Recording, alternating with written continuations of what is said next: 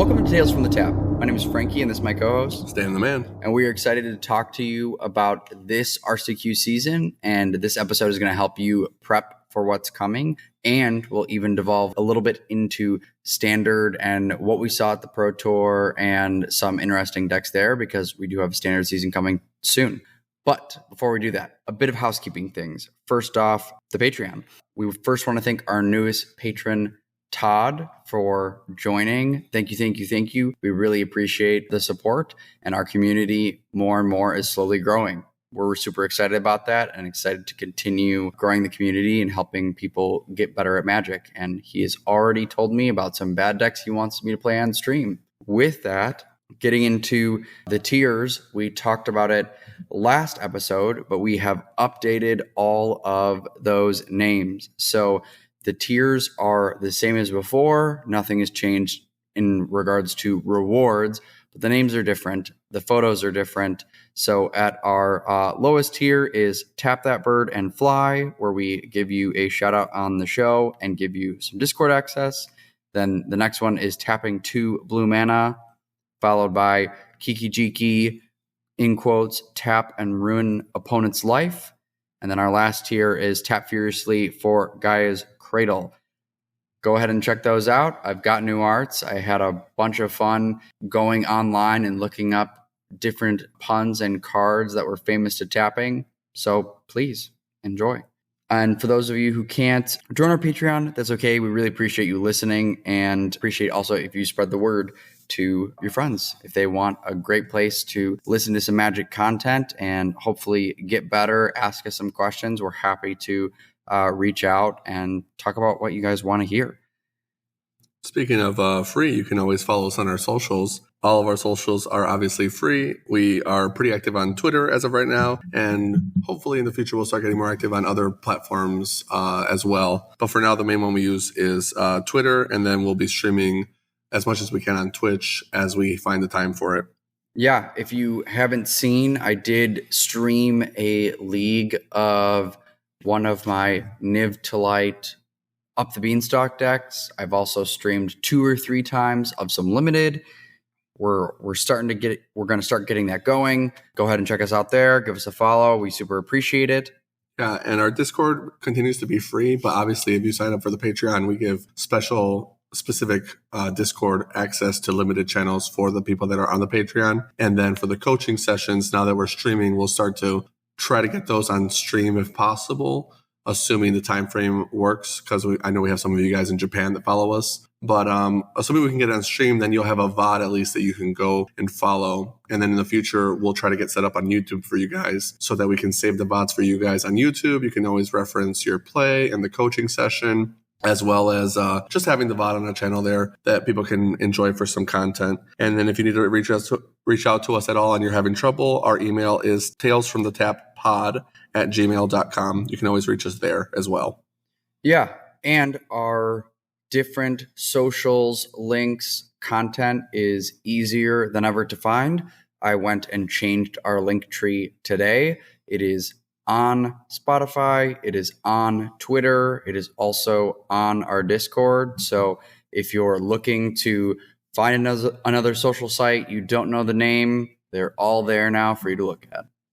As we mentioned, we are going to talk mostly about the modern RCQ season today.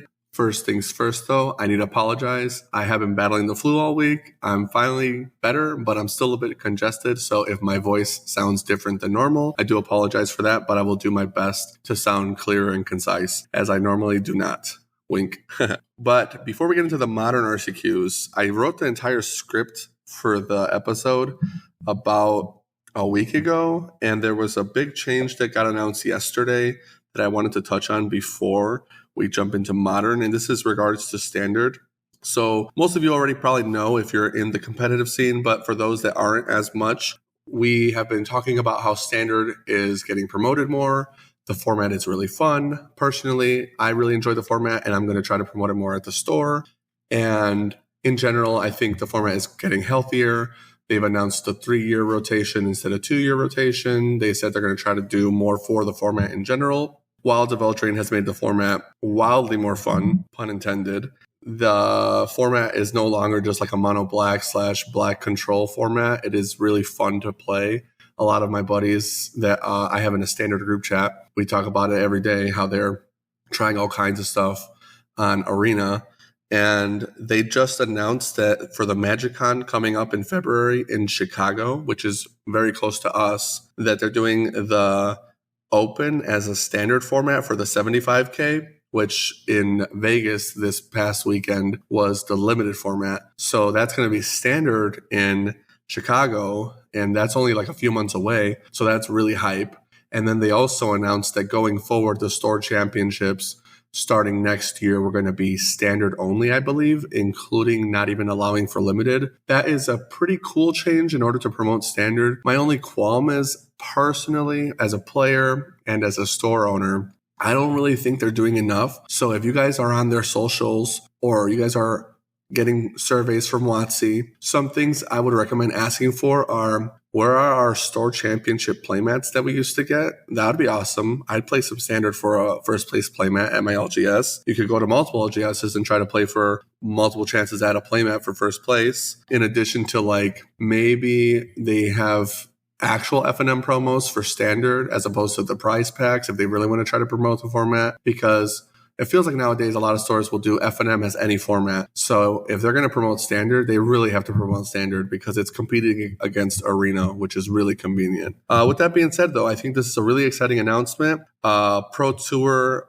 Outlaws at Thunder Junction is going to be standard in 2024. And the next RCQ season following this one that is currently modern will be standard as well for January through March. So I know myself and a lot of my buddies are pretty excited about that. We want to start getting more standard going and practicing for that. With that being said, we will also make sure to have standard content for you guys on the podcast. I think next week, or for next episode, apologies. Next episode, we'll have a lot more standard content to talk about like I had in the previous episode. So I'll get that going for you guys as well. But look forward to some standard play. And honestly, I think it's going to be a good thing for the game. Just really pressure WotC to give us the good stuff and not just be lazy about it. Yeah, and there were a lot of cool things that came out of the Pro Tour in regards to standard that kind of got me excited about it. Some of the top 8 lists had like Azorius Control that was splashing up the beanstalk, and like Broker's Charm, and even using like Syncopate as a way to like draw off of up the beanstalk, which to me is like so cool. I want to even push that into Pioneer because I love Syncopate and even did it in a deck a while back. And Golgari is really having some legs with Moss Dread Knight and Witch's Cottage. Like, it's getting really cool. It's making me think of, oh, they are doing some things to get it back. But to your point, that was part of my cousins and my first like dream of being good at Magic, was like, we want to get a playmat that says we were the champion of a store. And that's kind of also what drew me to this store, was that you guys have the weekly leagues that if you place first, you can get a playmat that says you were the champion of that format for that league. Oh my gosh, like that was such a motivator for me outside of other things that I enjoy about it. But yeah, I think it would do a lot for standard play if WotC gave us some more support. 100%. And that's honestly one of the reasons we did the seasonal playmats that we do. And we do it for other card games now. We have it for Lorcana, My Hero Academia, Weiss Schwartz. I don't have one for because their sets are a little bit different, but we basically, and Pokemon as well. Just a lot of fun. People love playing for the playmats. Magic used to be the king of that. Like every store championship, you're playing for a playmat. Back when I was playing in the 2010s, I had multiple of them, and I was like, this is so much fun to play for these. As I got more competitive, I'd go around to other stores to get extra ones for my friends. I remember specifically one of my best friends at the time, Tina. She is this awesome, like 50-year-old lady that plays Magic, and that just speaks to volumes to like how much anybody can play the game. And she loves cat decks. She was obsessed with them. And at the time in Kaladesh, cats were not that bad. They were pretty good. And the playmat for that season was a Johnny. So she's like, oh my God, I want this playmat so bad, but I know I can't earn it. And she's like a pretty good player because we would practice with her a lot. And I'll be honest, if you play with me, eventually you're going to become good just by nature of I'm going to make you grind. But she just didn't feel like she could earn it. So I literally went out of my way that weekend and played at every store I could play at just so I could get her the playmat. And I ended up with a couple. So I was like, here you go. You got the playmat you wanted. And I think she still uses it to this day. But yeah, that's just, that's our take on what we're at. We're standard and, wanting more stuff out of WOTC. For now, though, unless Frank has anything to add, I think we're ready to jump into some modern RCQ action. Dive in. All right, for sure. So modern is kind of interesting right now. I was worried that after the Pro Tour, it would stagnate a bit and it would be like, oh, it's all going to be kind of the same. Walls of Eldraine did a good job. Up the Beanstalk is awesome. Agatha's Soul Cauldron is awesome. There's a decent amount of standard updates that actually gave the format a reason to do some changes in addition to the Preordain unban. Preordain unban is phenomenal. Thank you, WotC, for actually listening, actually unbanning something. That card is awesome to have in the hands of Modern again, but not necessarily something that was realistically worth keeping on the ban list. So I think they did a good job. It wasn't even something that was on my radar. I was expecting like Deathrite Shaman or something like that. Preordain was it. It did a good job, and it kept the format from being too samey, at least in my opinion. With that being said, we're going to talk about some decks right now and which ones are winners, which ones are losers, what decks should you be playing. Is it time to swap decks for the RCQ season if you're trying to earn an invite to the RC? And we're just going to give you our take on it. And if you disagree or agree, let us know in the Discord. And feel free to elaborate on our ideas. If you guys have any questions, I'd love to hear from you guys. I already appreciate the feedback I get from the people on Discord. It really keeps me more engaged. First things first, though, we're going to start with Tron. So I know that the last RCQ you went to, you were playing Tron, right? I did. And then we didn't really have a lot of time to practice, but I was giving you the Mind Stone list that I've been trying online. It's been giving me a lot of success on Moto, but it is kind of a greedy deck list, so it can give you some really punishing games if you just get bad luck with the variants on the mulligans or just bad matchups in general. The way the cards line up can also punish you sometimes, and it's really grindy. However, at the same RCQ you went to, our buddy Brandon Carini, who is a local of ours, he actually got top 2, I want to say, but he scooped to get the prize pool instead of the RC invite, which I thought was hilarious and based. He said, I'm good on the RC because I want to keep playing more RCQs. And he's like, I might not even go to the RC. So he gave away the invite that he earned just to get the prize pool and the prize support that they gave, and then headed out. And I was like, wow, incredible. That's some real Tron energy right there. But he was playing the stock version. So clearly Tron is a good deck still. You can win with it. Stock Tron is fine. I think the version that I play with Mind Stones is fine. And if you want to play a little bit more aggressive and try some Team Handshake or what we saw at the Modern Pro Tour, Tron with like dismembers, there's different variations. Like right now, Tron is the most brewable it's ever been, in my opinion. There's different routes you can go with it, whether or not you want to play Gigantha, etc. But the deck is still really powerful. The only thing I would say is that it is a harder deck to play than people realize. And if you're not ready to put the work in, I wouldn't pick it up. And if you're thinking about switching decks from it because you don't feel like you're playing it optimally, it's potentially a reason to switch decks. But it has recently been taking a hit. And we'll talk about that why when we get into the next decks, because I think Tron right now, or 2 weeks ago, you asked me, I think Tron's like the best or second best deck. I think Tron, to me, right now, is tier 1.5. I think it's been pushed out a little bit, and it's fighting for its rights as of the current, like, past 2 weeks, maybe. Which makes me just sad, only because I, this week here at our local, got my 3-1 on Tron and was like, oh man, I had really grindy games, but felt like I navigated the waters and won 2 of my rounds in turns in game 3, and was like, the power of Tron, the power of the podcast. Exactly. It is with me. Yeah, exactly. We're definitely Tron simps on the podcast for sure. But if you're going to play Tron, be ready to be hated on. And that's one of the reasons why I like the Mind Stone so much. People are going to be attacking your Tron consistently. And I found it favorable, at least online, where I have a lot of games that they cut me off Tron and I have a Mind Stone. So I have turn 3, the One Ring, or turn 3, Karn the Great Creator, etc., or even like an O-Stone with the ability to pop at the next turn. And I'm like always comfortable with that.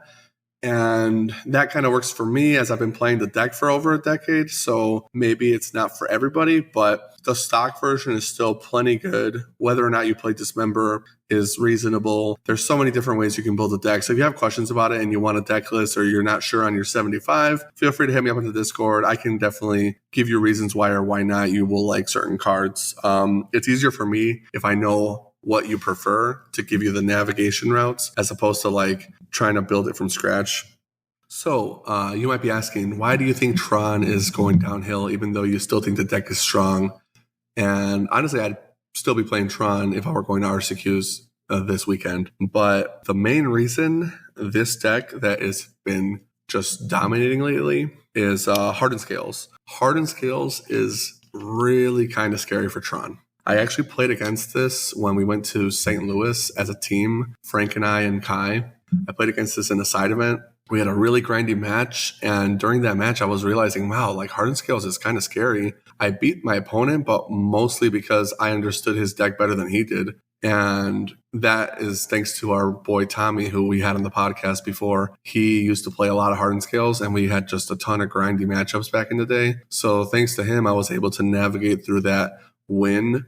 But I was realizing, wow, like even though you have Karn, which is a Stony Silence, and that's one-sided, by the way, the matchup kind of feels really rough from the Tron side, especially if you go second. And they recently just got better with Wilds of Eldraine. So it's kind of interesting to see this deck resurge so hard. But the fact that it has and the fact that it's such an aggressive deck kind of makes Tron, to me, a little bit less appealing, especially when you think about Murktide and Scam and even Burn have a better time against this deck than Tron would. Honestly, even maybe 4-color, which I'm always talking crap about. 4-color might even have a better time against this deck than Tron in general. It's not unwinnable, but I would say 60-40 to the Hardened Scales player, maybe 65-35 if they're really good at the deck because it just has so many lines. I recently have been playing a lot of MTGO, and I was trying to get a 5-0 with the Mind Stone version of Tron just to have a little bit of validation. And in my 4-0, I lost to a Hardened Scales player. And it wasn't just that I lost to Hardened Scales to lose the 5-0 that hurt. It was the fact that in that game, I resolved Boseiju to destroy an artifact, Ensnaring Bridge to keep him from attacking with a giant Patchwork Automaton, Karn the Great Creator, and I resolved an Ulamog to exile an Inkmoth Nexus that was going to kill me, and an Arcbound Ravager. And he still killed me because he had exactly Walking Ballista, the Ozolith, and the ability to move all the counters to the Walking Ballista. So I was like, man, I did everything to this guy. And he still, to be fair, had like really, really good draws. So it was kind of luck in some facet, like a little bit of variance. But he just had the tools. And this deck just has the tools now. If you look at the lists, it's a lot of 4-ofs, 4-ofs, 4-ofs. They really know what they're doing. They know their game plan. And cards like cards that have just come out over the past couple of years that have slowly made the deck better, but never good enough for it to like really rise and shine, have kind of culminated over time, in my opinion. And if you think about it, they've got Force of Vigor, the new Ozolith, the old Ozolith, Patchwork Automaton from Kamigawa, Urza Saga, and Zabaz from Modern Horizons. 2, rather, because Modern Horizons 1 gave them Force of Vigor. There's just so many cards that they get, and Urza Saga can just be such a house. I mean, you guys have played against Urza Saga already in a lot of matchups. That card is disgusting. I'm playing it in Tron for a reason, but in their deck, it's even more scary. Honestly, even scarier, I would argue, than it is an Amulet Titan when they're getting Amulet of Vigor to just wipe you off the map. The fact that they can play through your Stony Silence effects are kind of scary because Karn, you'd think, would just crush them, but they just have so many ways to kill your Karn after it resolves. It's never going to happen where you just go turn 3 Karn off of Tron. I'm owning the Hardened Scales player. It's done. Because they're just going to kill it back on the crackback almost every single time. They have a lot of creatures and a lot of strong creatures that sometimes they just don't even respond to the Karn. Like, I've had a lot of games on Moto where I go Karn and I'm thinking, okay, he's going to respond with some effects, maybe Archbound Ravager, whatever. They just go, okay, it resolves. And then you grab your artifact and you play that. And then they're like, that's fine. And then they just attack into the Karn.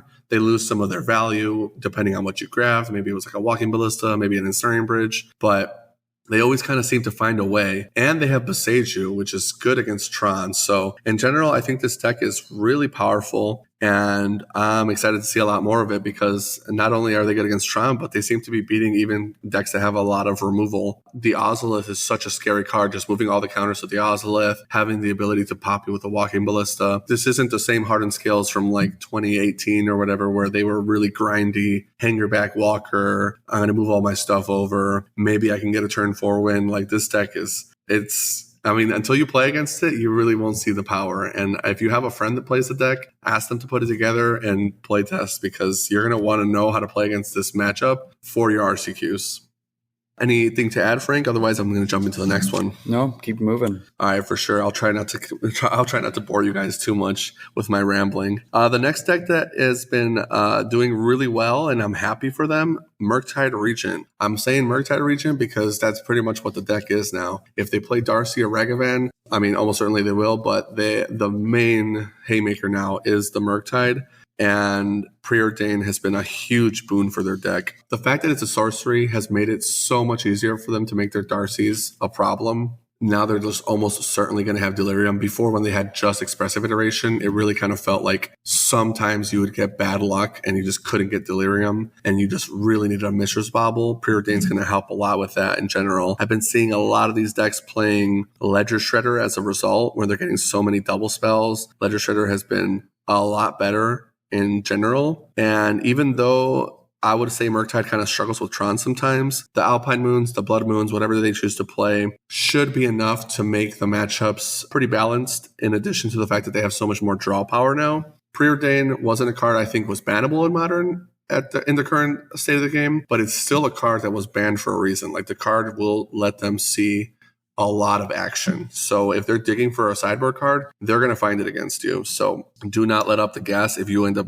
ahead of them on the board state. Even with Tron being a kind of scary matchup, Hardened Scales pushing them out a little bit of the meta as Tron players. Hardened Scales, I think, is actually a better matchup for the Murktide players. They would much rather play against Hardened Scales with the fact that they have Unholy Heat, Lightning Bolt, and Otawara, cards like that. And the fact that Dragon Rage Channeler is such a house against them, Murktide Regent is a house, they can just kind of get there. And Red has like all the best artifact removal spells, even like a Prismari command, which just kind of blow them out of the water sometimes. Obviously, the hardest scale players can play through that kind of thing, but I personally would rather be the Murktide player every time in that matchup. Kind of the same thing with Scam. I would rather be the Murktide player against Scam. Just don't sleep on Scam. Scam is still the best deck, but personally, I think Murktide can get there. The only real scary thing they have is Shieldred out of the sideboard. Shieldred of the Apocalypse can kind of just like end the game when you guys are both in the Top Tech Wars attrition matchup. I was recently playtesting this with one of our patrons, Christian, shoutouts. We were playtesting the matchup. I was Scam and he was Murktide, and I think it ended up being 2-3 in his favor because Murktide resolving was just so problematic. I think Scam right now only plays 2 to 3 terminates in like the 75. Maybe you get a couple extras out of the sideboard depending on your list, but it's really hard to get rid of the Murktide as the Scam player if you didn't get their graveyard before they resolved it. And the double grief action plan doesn't always get there because of how powerful Expressive Iteration is. They're just going to get to find cards. So Scam's still the best deck, but I think Murktide has like a pretty favorable matchup there. Murktide has been coming back and they have had a really good resurgence. The next deck that I think has been doing pretty well, unless you had something to add, Frank. Yeah, one of the things that was my mistake, and this could be because of my lack of knowledge of Modern and what it was previously and what it is now, but I was like, Preordain coming in is like, okay, but I've played against a handful of Murktide players now with Preordain, and I've like felt the power of not anything crazy happening outside of them being more consistent and getting what they need when they need. So, I'm playing Tron. They needed a counterspell. They've got it. I've seen it move up in a good way just because it's just made the deck hum a little bit better. Yeah, that's a good point, honestly. And to add on to that, actually, if you were going to choose to switch to Murktide, because you see it has Preordain now and you think it's a lot better. Honestly, I think Murktide's a pretty easy deck to pilot. It's just what Frank was saying. Giving Preordain to these players that were already good at Murktide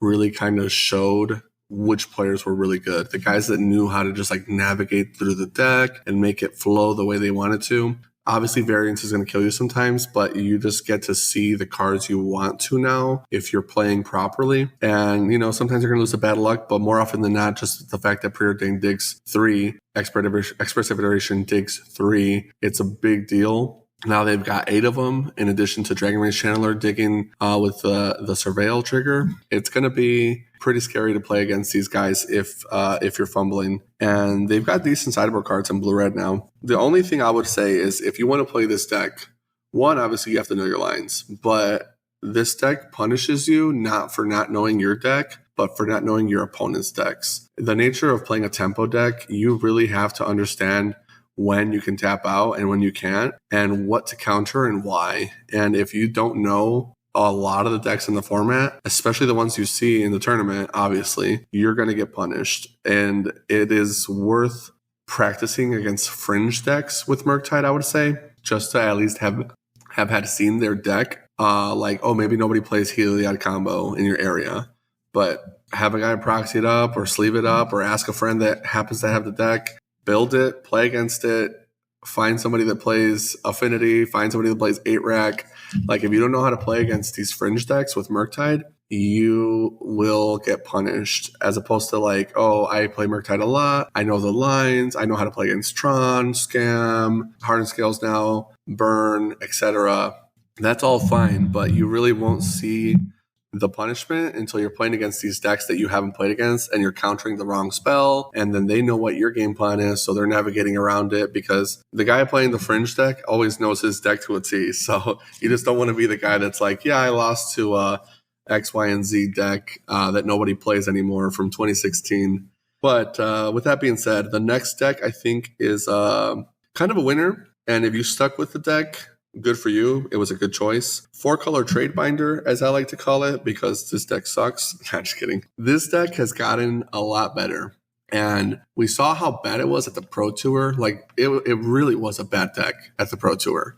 And the good players exposed that it was a bad deck. Tron has a free win against it, and Tron was one of the best decks at the time. So there was just no real reason to play the deck. Tron, suffering a little bit lately, has kind of given the deck room to explore, but we've also seen the addition of Up the Beanstalk. This card seems innocuous, and it doesn't seem like it's as strong as it actually is when you read it. And I even fell victim to this myself when I read it. I was like, wow, that's really good. But what I should have said is, wow, that card is really, really, really good. It's a 2-mana green enchantment. Up the Beanstalk is green and 1 generic. Enter the battlefield, you draw a card. If you cast, not resolve, cast any spell with 5 or more mana value, you get to draw an additional card. That effect stacks if you have multiple copies in play. So if I say go turn 2 Up the Beanstalk, turn 3 Up the Beanstalk, a Leyline Binding, which is pretty slow but plausible, I would draw 2 cards off the Leyline Binding that I cast. I would have drawn 2 cards off of the ETB triggers, and I would have gotten your best spell off the board, permanent rather, in theory. So that's just a pretty medium, slow version of what this card can do. Now, you can use this with evoked creatures, and now all of a sudden Solitude and Fury are even scarier than they've already been, and they've already been pretty scary. I would say that the 4-color deck using Fury and Solitude has been kind of mid-tier, where now it's super S-tier. They're doing similar things to what Scam is doing. The 4-color deck has always just wanted to be the card drawing the most cards, and now they are definitely always drawing the most cards. Up the Beanstalk is a really big boost. I think it gives the deck what it needed. The fact that you're drawing off your Furies, your Solitudes, and your Leyline Bindings, which are typically all 4 ofs, is a big deal. But some of the decks have been playing Elishnorn, Mother of Machines, which is a 5-drop. And now it's even better that you've been playing her because she's giving you more bonuses from that. Not to mention, I think future copies of Up the Beanstalk give double draws if you have a mom in play. So that's just another bonus I thought of off the top of my head. I could be wrong about that. You might want to double check me, but I'm pretty sure it's an enter the battlefield effect. It is an enter the battlefield effect.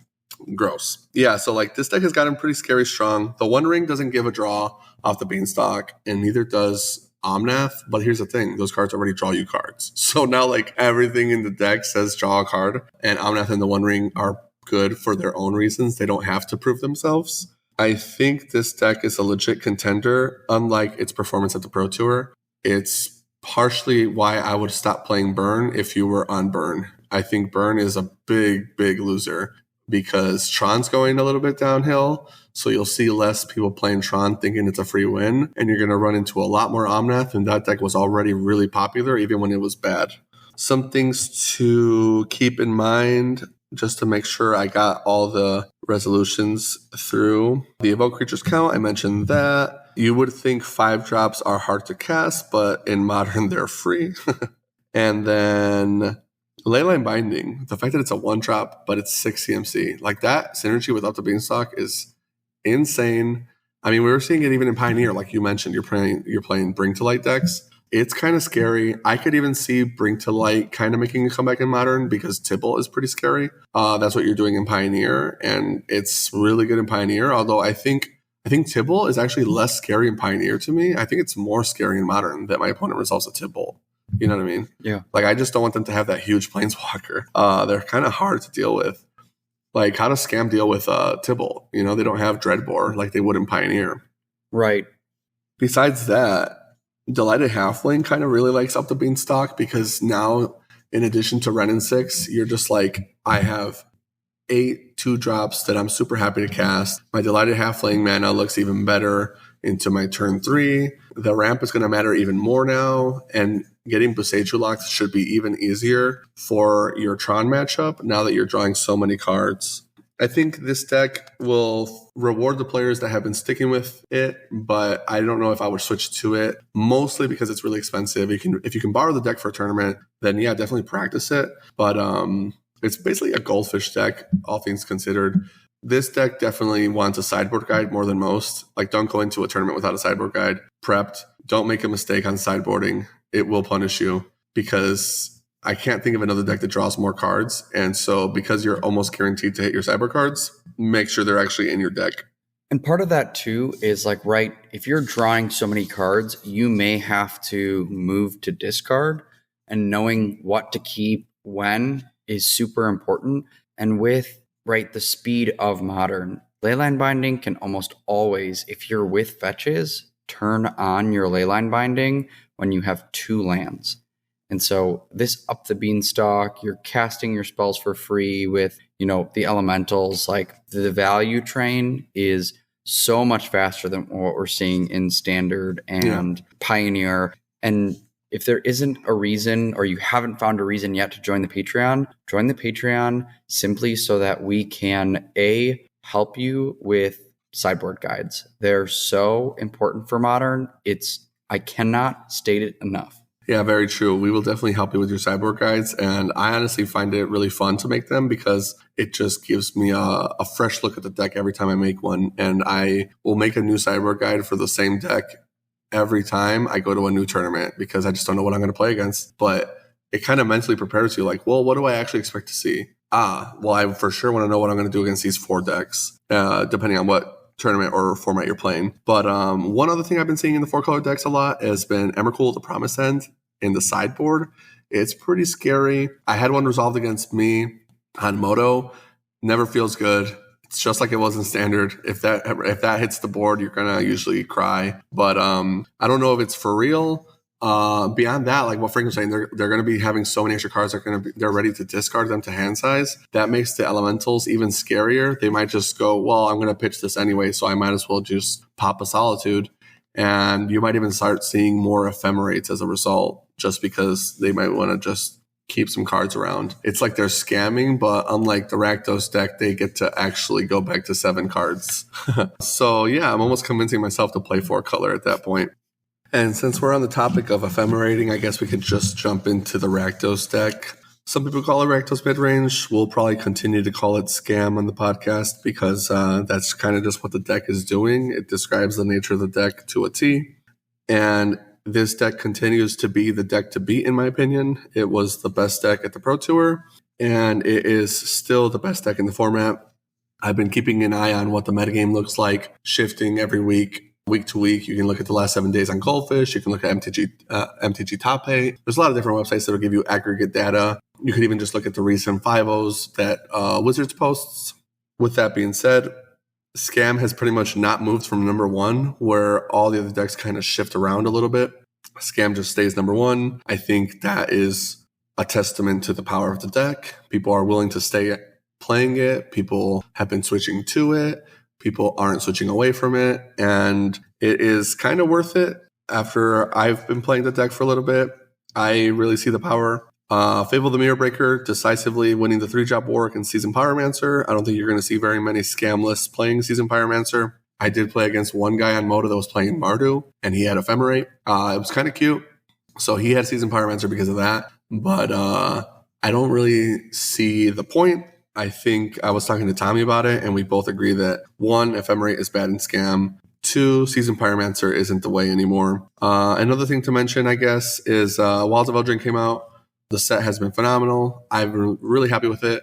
Love the flavor, love the artwork, love the cards. I think I had an interaction with Caleb Durward on Twitter where he asked everybody what their favorite cards were from the set. And he was talking about how he loved Regal Bunnycorn. And I was like, man, that's a good point. I don't know what card I like the most. And he was like, I agree. The set is kind of cracked. Like there's so many good options. And then later on, I remembered, you know what? I actually really do like certain cards from the set. I know Frank is super high on Horned Lockwhale.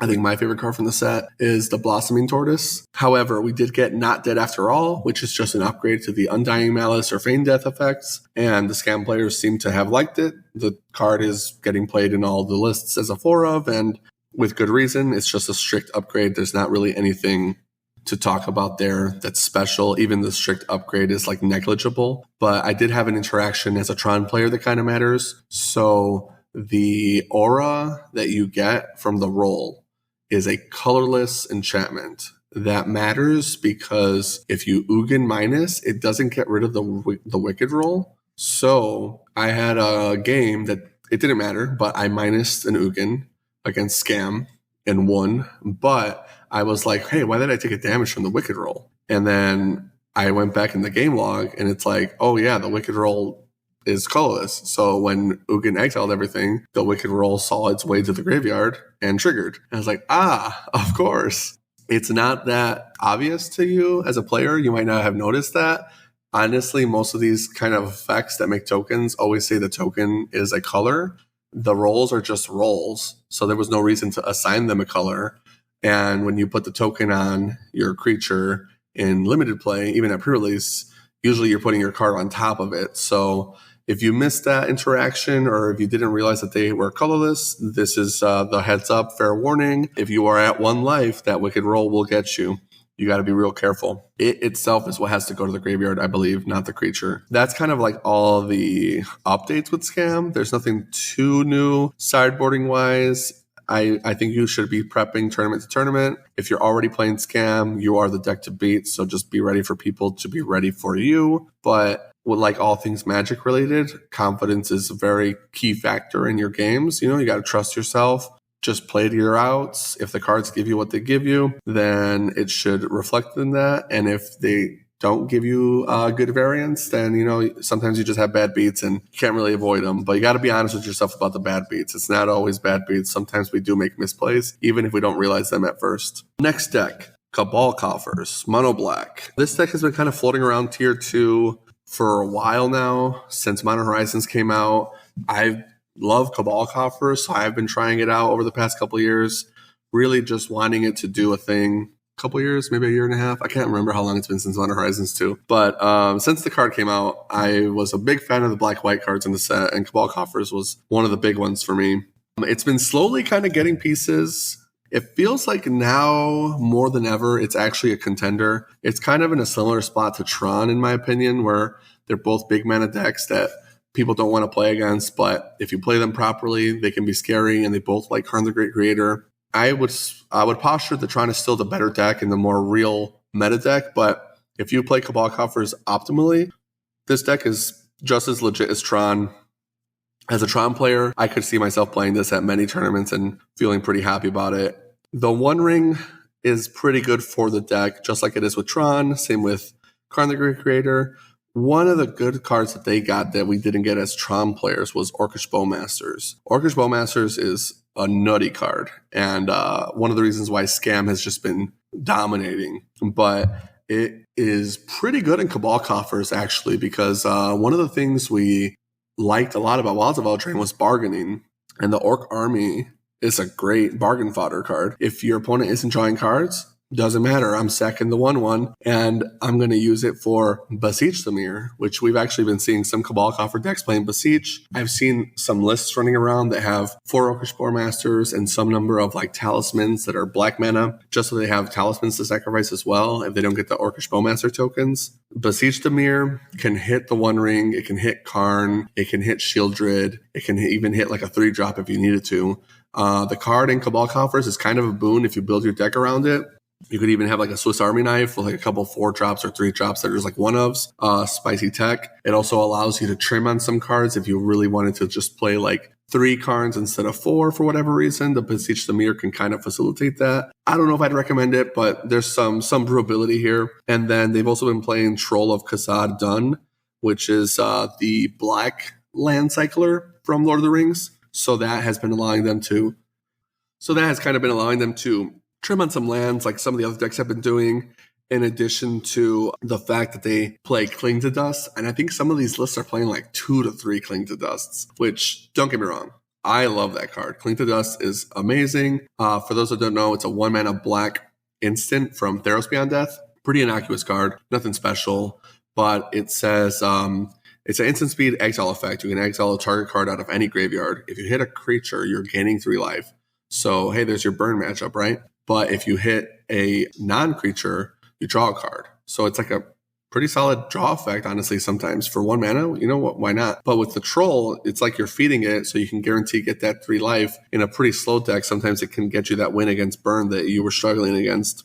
Go ahead. I was actually going to say, I faced in the last Pioneer RCQ, I did an Esper control list while I was on blue-white control. And one of the reasons I almost lost was because of Cling to Dust, because they were just using it to escape it again and again to draw more cards. Yeah. And that was one of their biggest draw engines was Cling to Dust, which I thought was crazy tech. Yeah, a lot of decks back in the day would play like 1 because it's like, oh, I can just escape it. But I've been seeing multiple copies in some of these Cabal Coffer decks, which I've been like kind of surprised about. But at the same time, I like the card. Graveyard Hate in Modern is kind of never the wrong answer. It will help you against Murktide, especially, which has been having a strong resurgence. So maybe that's why they're playing extra copies. But the Troll of Khazad Dun, in addition to being good synergy with Cling to Dust, is good synergy with March of Wretched Sorrow. Let me retry. March of Wretched Sorrow.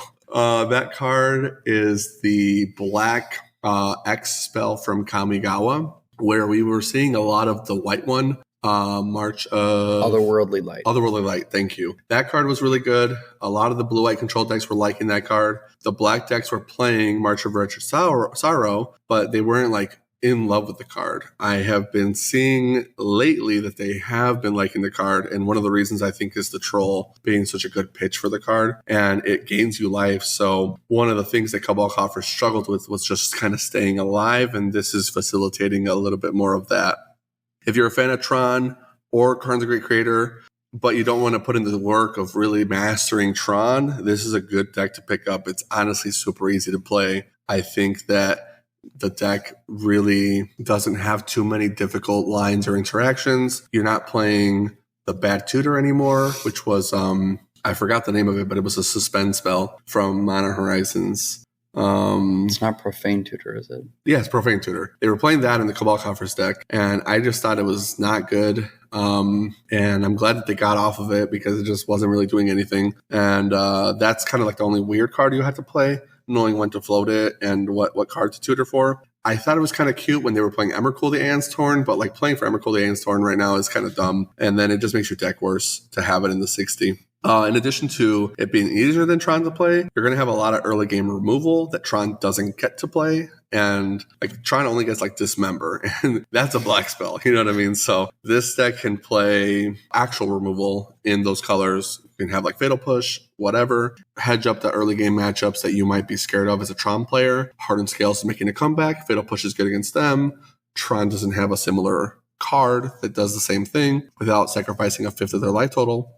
The only thing you will struggle with more as the black player is that Tron players get green, so they can play some green stuff and besage you. You don't really have a way to deal with artifacts and enchantments that well, and so if they can cut you off of Cabal Coffers, you're likely not going to have like a Feed the Swarm in your deck. I don't think any of these decks right now are playing Feed the Swarm, even in the sideboards, so that could be kind of a weakness. I think another addition that's been really cool, Frank mentioned it earlier, we've been seeing Witch's Cottage come out in Standard, even a little bit in Pioneer, and now it's making its way to Modern, which I'm a fan of because all those cards from that Throne of Eldraine cycle, kind of funny that Eldraine brought back some Eldraine, but all those 5 cards, one of them is banned in Modern, if you guys forgot.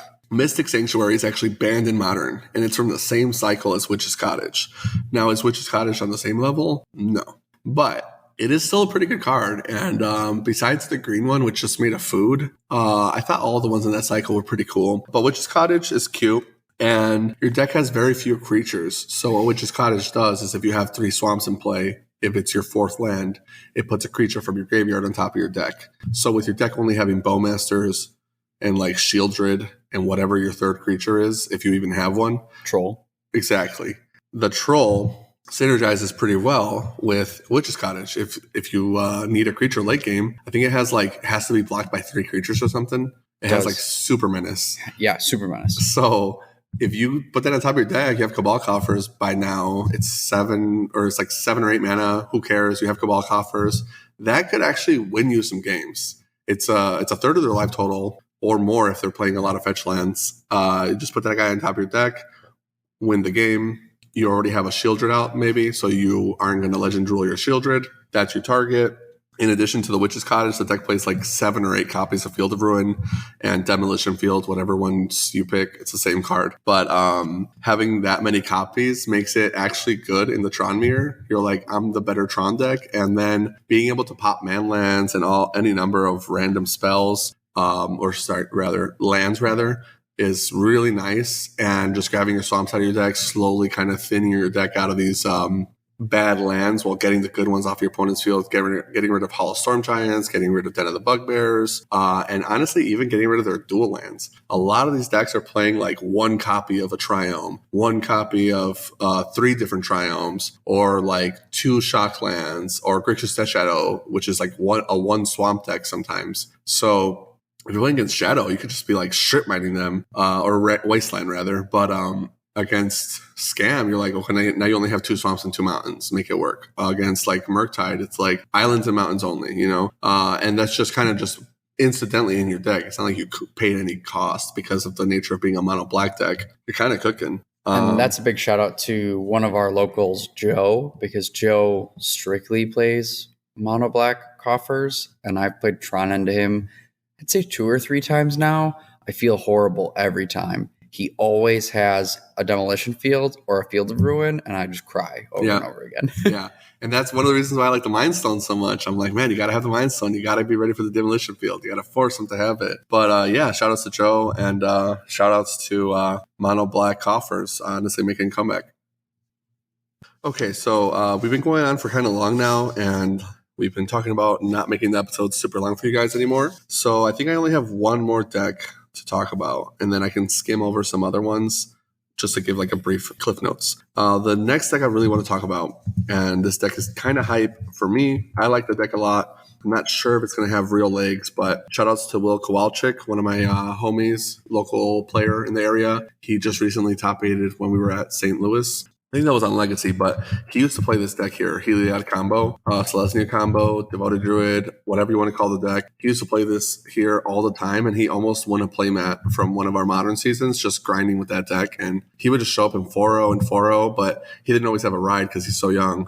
One of the best young players in our area. He's a super good player. If you get a chance to play with him, definitely put some respect on his name. He looks like a child, but he's probably better at Magic than I am, honestly. Speaking of the deck, it is Heliod combo, Selesnya combo, what is a Vizier combo. It's got many names. It's just the generic green-white Eladamri's Call dot deck, even though they didn't play Eladamri's Call in the past. The deck has recently gotten Agatha's Soul Cauldron. I think this deck is the big winner for that card, and it's like the only card besides maybe green-black Yawgmoth that's kind of giving us results with Soul Cauldron. It is the most modern power level deck that's playing the card consistently. There are some other brews that have been using the card, so keep that in mind when I talk about this. But the only other deck in a similar power level, I would say, is there's a deck that Aspiring Spike was brewing that's like mono blue. Activated abilities matter basically, and you're playing like Rona, Emery, infinite mana with the Mox Amber, so generic Breach stuff. Probably a better version of Breach maybe, but I think Heliod combo really kind of nails it with the Soul Cauldron. One of my favorite things about it is that your Walking Ballista, which can be sometimes a hard card to find, is like, hey, if it's in the graveyard, all my cards are Walking Ballista. So now it's kind of a lot better. The deck has only been putting up like 5-0s. I haven't really seen any big wins from it. And last week it was like top 12, top 10 in Modern. This week I'm not really seeing it as much. So I'm hoping people start playing the deck. I don't know if it's going to put up enough results to be like a legit tier 1, but I would posture it's at least tier 2 power level right now. Secret winner deck from Wild of Aldrin that people might sleep on. If you choose to play this deck at a tournament and play it well, you can definitely get rewarded from people not knowing what your deck does, and also the fact that people haven't really been playing against Agatha Soul Cauldron as much, so they might not know all the interactions, the fact that you can hit their cards out of their graveyard, because Agatha Soul Cauldron sometimes it's like pseudo graveyard hate. And even though you're playing Coco with kind of few targets, usually with Coco you want to have like 30 plus targets. I think this list has like 26 or 28 if you include Ballista. The cards that you're hitting are such high impact that it's like, even if you just hit one guy with these Cocos, it's kind of a big deal. And you're playing at instant speed on their turn. You're digging through your deck. So it's kind of doing more stuff than just like building a big board state like you would with like an Elf Ball. The cool thing about it too is if you hit a Ballista off a Coco with this, it's not actually a dead card. You just let the Ballista go to the bin and grab that thing with Agatha Soul Cauldron and you're kind of good to go. Once you have a Ballista with Agatha Soul Cauldron though, like you're really cooking. Heliod is ready to kill like right off the bat. You still have Spike Feeder and all these other cards that kind of have these weird quirky synergies. So there's a lot of stuff that your opponent has to really pay attention to, and removal isn't always removal against this deck. Sometimes people can like move their counters around, and in response to what you're doing, they can go off and do a bunch of stuff. I remember seeing, like I said, my buddy Will was doing all kinds of nutty stuff with this deck against people. This is the kind of deck where if you're really good at it and your opponent doesn't know how to play against your deck optimally, it's going to feel like you're playing two different formats. With that being said, though, like I said, I haven't seen it put a lot of results up yet, so it might not be a legit contender, but I'm hoping that we'll see more of it in the future and then get a better idea of where it's at as a deck. With that being said, other decks to think about. Burn. I think Burn is downhill right now. You can still play it. I just don't think it's as good as it was a month ago. A month ago, if you told me what deck to play, I would have said Burn, Master Burn, go crush it. The good Burn players are winning tournaments. Rolling Vortex in the main is crushing. Living In has kind of been suffering lately, to give them a little bit of a mention. So that's one Cascade deck fewer to worry about that you might not even see. And that's where Burn is supposed to shine. And then Rhinos is kind of just like too good of a deck to consistently beat. So even though Burn can beat Rhinos, can you beat Rhinos and Scam and Omnath and Murktide and Yawgmoth? I'm not sure. Not to mention Hammer Time has been making a comeback. I'm not sure if it's going to continue making a comeback, but we've been seeing a lot more aggro decks in the format lately, which is nice. And Amulet Titan has also been having a resurgence as well. Yawgmoth was the other Soul Cauldron deck, although a lot of the deck lists still don't choose to play it if they don't want to. It's kind of optional for them, which I can respect. Beyond that, we've been seeing some Domain Zoo, which is kind of cool. A lot of our local players have been playing it. to some good results. And online, it's been putting up some decent results as well. Domain Zoo, I don't remember if it got anything new from Wells of Eldraine. I think it's just like the position and the format that it has is pretty solid. Unfortunately for creativity, they haven't really been getting any new toys. And since the One Ring came out and it was such a good card against them, it feels like that's kind of where the deck is. We'll see. Maybe in the future it gets better. For now, we're kind of just seeing that creativity is kind of suffering. It doesn't really get to abuse off the beanstalk. They are a good leyline binding deck. Honestly, I don't even think the deck is that bad against like Scam, but it just doesn't seem like it's good against Murktide and also 4-color. Creativity just seems like a hard choice right now. There's a lot of decent options, what to play and why. We've given you our takes. If you guys have any agreements or disagreements or stuff you want to elaborate, let us know. Love to hear from you guys. That's all I got for the modern format, though, as of the last couple weeks. Yeah, and to kind of just add on to what Stan has been saying, it's really important, whatever deck you're playing, wherever you're going, that you are getting reps in, and that you are also not only getting reps and knowing your own lines, but knowing what other people are playing, because it's a big deal. And one fetch the wrong way, I misordered this just slightly, ends the game. Yeah, definitely some decks will punish you more than others for that. But the more you know of all the decks in the format, the better it is. Modern's kind of always been that way. Like if you're the master of your pet deck, then that's probably a better choice than a meta deck, assuming your pet deck is playable. I'm not saying like play 16 Stone Raid Panza. Oh, you're the master of Panza, you're going to have a chance, you know?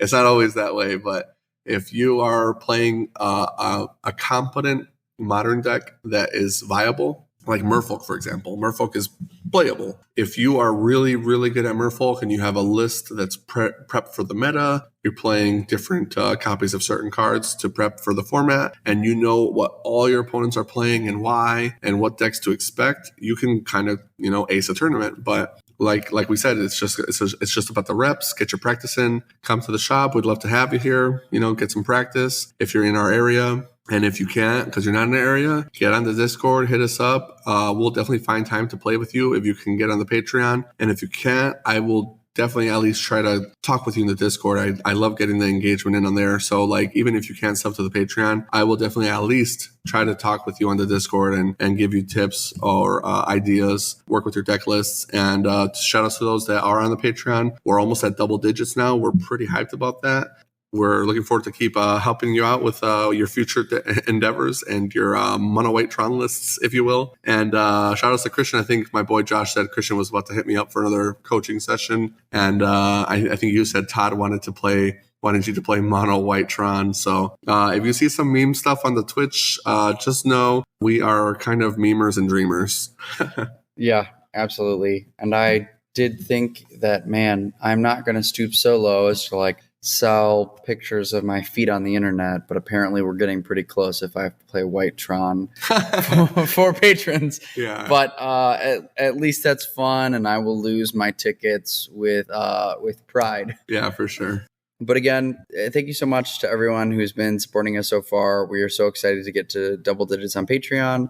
We're using all of that to just pour back into the podcast, make more content. We do this because we love Magic and love the community that we have and just want it to grow. Big shout out first off to Stan for leading this episode. I'm typically our big grinder. I want to be hitting RCQs as much as I can, but with my schedule, I haven't been able to. So Stan has been putting in the good work to get this out here for y'all. So first, shout out to him. Well, shout outs to Frank for, first of all, putting on a performance. I saw his show yesterday, and the reason why he's been so busy is because he's been doing rehearsals, and now they're finally doing the performances for his Disney's Newsies. And I love the show, man. That was awesome. We went with one of our Magic friends and had a great time. Yeah, and how great for the small magic shop I go to that's kind of near my house that turned into me becoming great friends with Stan, having a podcast together, and now bringing into the world of theater. I am so grateful and sorry for you. Yeah, it shows just a testament to power of this game and how it can, bring you so much more than just beating up on some nerds. Also, shout outs to MTG Chicago, their YouTube channel. It's growing, getting huge. Shout out to Sal and the great work that he's doing. If you want to check out Paper Magic in the area, please visit his YouTube channel. Shout out to Nancy Steroids for making our intro and outro music that you hear all the time. He has also been releasing some new albums. He kind of has a lo-fi kind of vibe. He also collaborates with a lot of rappers and makes beats for them too. You can see that stuff on there as well. If you've been on the Twitch at all, you've been listening to some of the music as well because he gives us permission to use it on Twitch. Yep. So I do kind of set his stuff in the background sometimes when we're on MTGO. Not so much on Arena, but definitely on MTGO. And I'll be incorporating that more as soon as I can figure out how to get just his stuff, not stuff he's collaborated on. Yeah, for sure. Just because I don't have their permission, Exactly. But Spotify's been a little finicky for me. But yeah, go check out their stuff. He's doing really great things. Really appreciate all that he's done for us as well. And shout out to Borsak Gaming for allowing us to record in the store. Please, if you're looking for singles, some of these Wilds of Eldraine cards, you want to get some booster boxes, draft booster boxes to draft with your friends, get them here, order from here, or even Doctor Who. It's coming out soon. True. Yeah, if you guys want to support the store, we definitely appreciate it, and we will ship to you. If we don't have a product that you want in stock and you want to support us, feel free to even email us at our customer support email. It's store@borsatgaming.com. If there's a product you're looking for or singles, I could probably find them for you, and we're happy to support the community. And if you guys want to support us back as a store, we definitely appreciate it. Or even just come visit us if you're in the area. Come play in one of our tournaments. We'd love to have you. I'm always looking to meet new players. Yeah, and we never said it, but we have on Tuesdays, we've got Pioneer, we've got Modern on Thursdays, we've got Draft on Fridays, and Commander is also Wednesdays and Fridays. So If you are local, those are the dates and times to check out. I can't remember when, but we have an RCQ in October. Modern. Be prepared. All that we've talked about. The hype. That is our episode. Thank you so much for checking us out here at Tales on the Tap. Giving us a listen, and be looking out for more content in regards to Standard as we get prepared for Beyond this, and then sooner or later, Ixalan's coming. Yeah. So a lot to be excited about. Oh my God, Jurassic Park cards. Okay, next time. Next time. So thank you so much for listening, and we'll see you again soon. Have a good one.